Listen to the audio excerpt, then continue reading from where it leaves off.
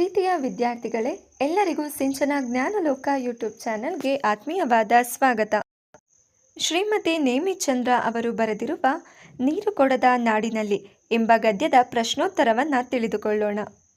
ಕೃತಿಕಾರರ ಪರಿಚಯ: ಶ್ರೀಮತಿ ನೇಮಿಚಂದ್ರ, ಸ್ಥಳ ಚಿತ್ರದುರ್ಗ, ಜನನ 16/7/1959, ಕೃತಿ ಬದುಕು ಕಲಿಸಬಹುದು, ಒಂದು ಕನಸಿನ ಪಯಣ, ಪೇರುವಿನ ಪವಿತ್ರ ಕಣಿವೆಯಲ್ಲಿ, ಮುಂತಾದವು.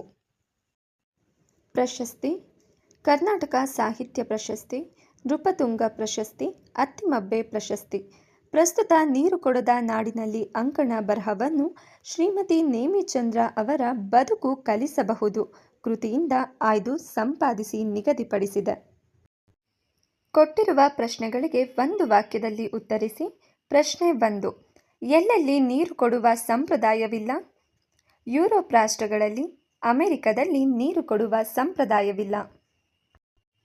ಪ್ರಶ್ನೆ 2: ಮನೆಗೆ ಬಂದವರನ್ನು ಹೇಗೆ ಸತ್ಕರಿಸುವ ಸಂಪ್ರದಾಯ ನಮ್ಮಲ್ಲಿದೆ? ಮನೆಗೆ ಬಂದವರನ್ನು ತಣ್ಣನೆಯ ನೀರು ತಂದುಕೊಟ್ಟು ಉಪಚರಿಸುವ ಸಂಪ್ರದಾಯ ನಮ್ಮಲ್ಲಿದೆ.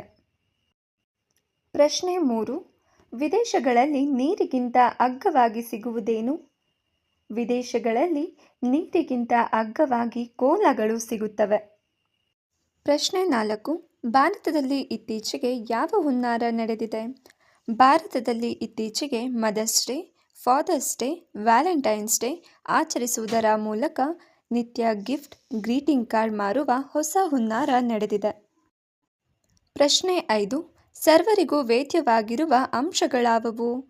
Mother's Day, Father's Day, Valentine's Day ಆಚರಣೆ ಪ್ರೀತಿಯಿಂದ ಅಲ್ಲ, ಗಿಫ್ಟ್, ಗ್ರೀಟಿಂಗ್ ಕಾರ್ಡ್ ಮಾರುವ ಹೊಸ ಹುನ್ನಾರ ಎಂಬ ಅಂಶಗಳು ಎಲ್ಲರಿಗೂ ವೇದ್ಯವಾಗಿದೆ. ಪ್ರಶ್ನೆ 6: ಲೇಖಕಿಗೆ ಹೋಟೆಲ್ನಲ್ಲಿ 4 ಲೋಟ ನೀರು ತಂದಿಟ್ಟಾಗ ಆದ ಅನುಭವವೇನು? ಲೇಖಕಿಗೆ ಹೋಟೆಲ್ನಲ್ಲಿ 4 ಲೋಟ ನೀರು ತಂದಿಟ್ಟಾಗ ಬರೀ ಬಾಯಲ್ಲ, ಮನಸ್ಸು ಕೂಡ ತಂಪಾಯಿತು. ಕೊಟ್ಟಿರುವ ಪ್ರಶ್ನೆಗಳಿಗೆ 2-3 ವಾಕ್ಯಗಳಲ್ಲಿ ಉತ್ತರಿಸಿ. ಪ್ರಶ್ನೆ 1: ವಿದೇಶಗಳಲ್ಲಿ ಬಾಯಾರಿಕೆಗೆ ಧಾರಾಳವಾಗಿ ಏನೇನು ದೊರೆಯುವವು? ವಿದೇಶಗಳಲ್ಲಿ ಬಾಯಾರಿಕೆಗೆ ಕೋಲಾಗಳು, ಫ್ರೆಂಚ್ ವೈನ್, ಬಿಯರ್, ಬಾಟಲಿಯಲ್ಲಿನ ಹಣ್ಣಿನ ರಸ ಧಾರಾಳವಾಗಿ ಸಿಗುತ್ತದೆ. ಪ್ರಶ್ನೆ 2: ಗುರುದ್ವಾರಗಳ ಬಳಿ ಸ್ವಯಂ ಸೇವಕರು ಏನು ಮಾಡುತ್ತಿದ್ದರು? ಗುರುದ್ವಾರಗಳ ಬಳಿ ಸ್ವಯಂ ಸೇವಕರು ನೀರನ್ನು ದೊಡ್ಡ ಕೊಳಾಯಿಯಿಂದ ಹಿಡಿದು ನಿಲ್ಲಿಸಿದ ಆಟೋ, ಬಸ್ ಹಾಗೂ ದಾರಿ ಹೋಕರಿಗೆ ಕುಡಿಸುತ್ತಿದ್ದರು. ಪ್ರಶ್ನೆ 3: ಕೋಲಗಳ ಆಸೆಯಿಂದ ನಾವು ಏನೆಲ್ಲವನ್ನು ತೊರೆಯುತ್ತಿದ್ದೇವೆ? ಕೋಲಗಳ ಆಸೆಯಿಂದ ನಾವು ರುಚಿಯಾದ ಮಜ್ಜಿಗೆ, ಪಾನಕ, ಎಳನೀರು, ಕಬ್ಬಿನ ಹಾಲು, ತಾಜಾ ಹಣ್ಣಿನ ರಸ ಎಲ್ಲವನ್ನೂ ತೊರೆಯುತ್ತಿದ್ದೇವೆ. ಪ್ರಶ್ನೆ 4: ನಾಗರಿಕತೆಯ ದೊಡ್ಡ ಅನಾಹುತಗಳಾಗಿ ಕಾಣಿಸಿಕೊಳ್ಳುತ್ತಿರುವ ಆಚರಣೆಗಳಾವುವು? Mother's Day, Father's Day, Valentine's Day ಆಚರಿಸುವುದು ನಾಗರಿಕತೆಯ ದೊಡ್ಡ ಅನಾಹುತಗಳಾಗಿ ಕಾಣಿಸಿಕೊಳ್ಳುತ್ತಿರುವ ಆಚರಣೆಗಳು. ಅಷ್ಟೇ ಅಲ್ಲದೆ ಮಾರುಕಟ್ಟೆಗೆ ಬಂದ ವಸ್ತುಗಳೆಲ್ಲವೂ ಬೇಕು ಎಂಬ ದುರಾಸೆ ಕೂಡ ಅನಾಹುತಗಳಾಗಿ ಕಾಣಿಸಿಕೊಳ್ಳುತ್ತಿದೆ. ಪ್ರಶ್ನೆ 5: ಜನಪ್ರಿಯ ಹೋಟೆಲಿನ ಮಾಲೀಕನಿಗೆ ತಂಪು ಪಾನೀಯ ಕಂಪನಿ ಹೇಳಿದ್ದೇನು? ಜನಪ್ರಿಯ ಹೋಟೆಲಿನ ಮಾಲೀಕನಿಗೆ ತಂಪು ಪಾನೀಯ ಕಂಪನಿ ಹೇಳಿದ್ದೇನೆಂದರೆ, ಗ್ರಾಹಕರಿಗೆ ಬಂದೊಡನೆ ನೀರು ಕೊಡುವುದನ್ನು ನಿಲ್ಲಿಸಿದರೆ ಹಣ ಕೊಡುವುದಾಗಿ ಹೇಳಿ ನೀರು ಕೊಡುವ ಬದಲು ಅವರ ಕಂಪನಿಯ ಪಾನೀಯ ಕುಡಿಸಿ ಎಂದು ಹೇಳುತ್ತಾರೆ. ಕೊಟ್ಟಿರುವ ಪ್ರಶ್ನೆಗಳಿಗೆ 5-6 ವಾಕ್ಯಗಳಲ್ಲಿ ಉತ್ತರಿಸಿ. ಪ್ರಶ್ನೆ 1: ದುಡ್ಡಿಲ್ಲದೆ ಕುಡಿಯಬಲ್ಲ ನೀರು ಸಿಗುತ್ತಿದ್ದ ಕಾಲದ ಬಗ್ಗೆ ಲೇಖಕರ ಅಭಿಪ್ರಾಯವೇನು? ಹಿಂದೆ ನಮ್ಮ ದೇಶದಲ್ಲಿ ಎಲ್ಲ ಬಸ್ಸು ನಿಲ್ದಾಣ, ರೈಲು ನಿಲ್ದಾಣಗಳಲ್ಲಿ, ವಿಮಾನ ನಿಲ್ದಾಣಗಳಲ್ಲಿ ದುಡ್ಡಿಲ್ಲದೆ ಕುಡಿಯಬಲ್ಲ ನೀರನ್ನು ಇರಿಸುತ್ತಿದ್ದರು. ಬಾಯಾರಿದಾಗ ಈಗಲೂ ಹೋಟೆಲ್ ಒಂದಕ್ಕೆ ಹೋಗಿ ನೀರು ಕುಡಿದು ಹೊರಬರಬಹುದು.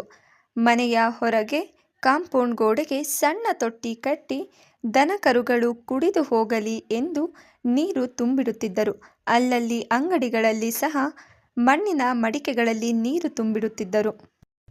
ಅನೇಕ ಗುರುದ್ವಾರಗಳ ಬಳಿ ಸ್ವಯಂ ಸೇವಕರು ನೀರನ್ನು ದೊಡ್ಡ ಕೊಳಾಯಿಯಿಂದ ಹಿಡಿದು ನಿಲ್ಲಿಸಿದ ಆಟೋ, ಬಸ್ ಹಾಗೂ ದಾರಿ ಹೋಕರಿಗೆಲ್ಲ ನೀರು ತುಂಬಿಸಿ ಕುಡಿಸುತ್ತಿದ್ದರು. ನಾವು ಇದನ್ನು ಕೇವಲ ಭಾರತದಲ್ಲಿ ಕಾಣುತ್ತೇವೆ ಎಂದು ಲೇಖಕಿ ಅಭಿಪ್ರಾಯಪಡುತ್ತಾರೆ. ಪ್ರಶ್ನೆ 2. ಕಂಪನಿಗಳು ಅಪ್ಪಟ ಅಗತ್ಯದ ವಸ್ತುಗಳನ್ನು ಇವಿಲ್ಲದೆ ಬದುಕಿಲ್ಲ ಎಂಬಂತೆ ಹೇಗೆ ಬಿಂಬಿಸುತ್ತವೆ?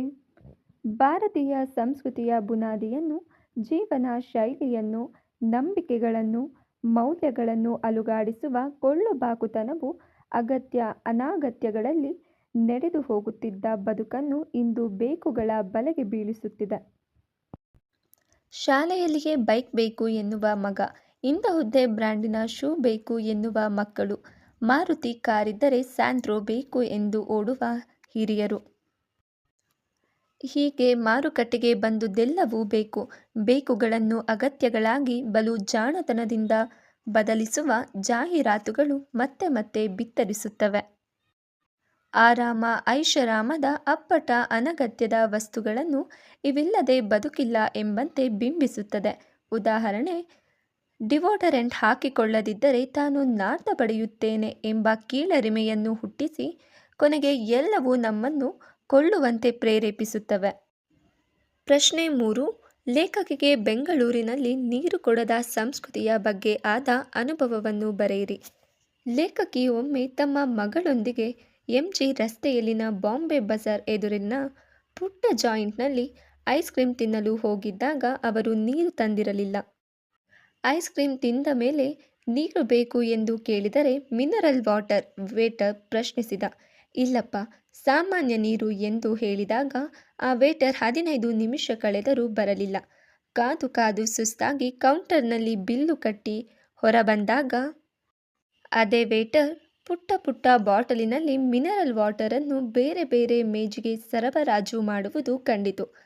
ಮಿನರಲ್ ವಾಟರ್ ಎಂದು ಅವರು ಕೇಳುವ ಭಂಗಿ ಭಾವ ಹೇಗಿರುತ್ತದೆ ಎಂದರೆ ನಿಮಗೆ ಆರ್ಡಿನರಿ ವಾಟರ್ ಎಂದು ಹೇಳಲು ಹಿಂಜರಿಕೆಯಾಗುವಂತಿತ್ತು.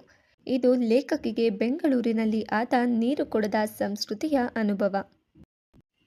ಖಾಲಿ ಬಿಟ್ಟ ಜಾಗವನ್ನು ಸೂಕ್ತ ಉತ್ತರಗಳಿಂದ ಭರ್ತಿ ಮಾಡಿರಿ. ಪ್ರಶ್ನೆ 1.